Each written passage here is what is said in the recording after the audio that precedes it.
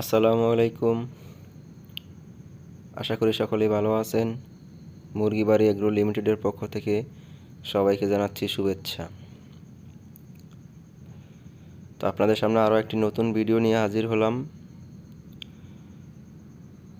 আপনারা দেখছেন একটি বাটির মধ্যে কিছু সংখ্যক পোকা। এগুলো হলো বিটল পোকা, বিটল মাদার পোকা। এই পোকাগুলো থেকেই বিটল লার্ভা হয়, যা পোষা পাখির খাদ্য হিসেবে ব্যবহৃত হয়ে থাকে। বিটলের প্রায় 70% প্রোটিন থাকে। এগুলো জীবন্ত পোকা, মুরগিকে খাদ্য হিসেবে ব্যবহার করা হয়। মাদার বিটল ডিম পাড়ে এবং সেই ডিম থেকে ডিম ফুটে লার্ভা হয়। এই লার্ভাগুলো 21 থেকে 22 দিন বয়স হলেই তা মুরগিকে খাবার উপযুক্ত হয়। এইগুলো মুরগি, হাঁস, বিভিন্ন পোষা পাখিকে খাদ্য হিসেবে ব্যবহার করা যায়। এতে মুরগির আমিষের চাহিদা পূর্ণ হয় এবং প্রোটিনের চাহিদা পূর্ণ হয়। এগুলো হাঁস, মুরগি, পোষা পাখিকে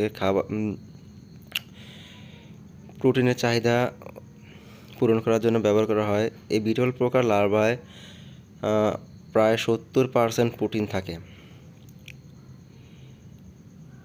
এতে করে আপনার পোষা পাখি, হাঁস মুরগির স্বাস্থ্য ভালো থাকে এবং মুরগির গ্রোথ, হাঁস মুরগি পোষা পাখির গ্রোথ ভালো থাকে।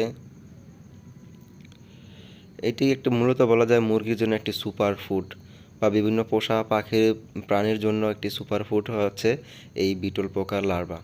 তো বিটল পোকার লার্ভা চাষ খুবই সহজ এবং খুবই অল্প খরচের মধ্যে এই বিটল পোকা চাষ করা যায়।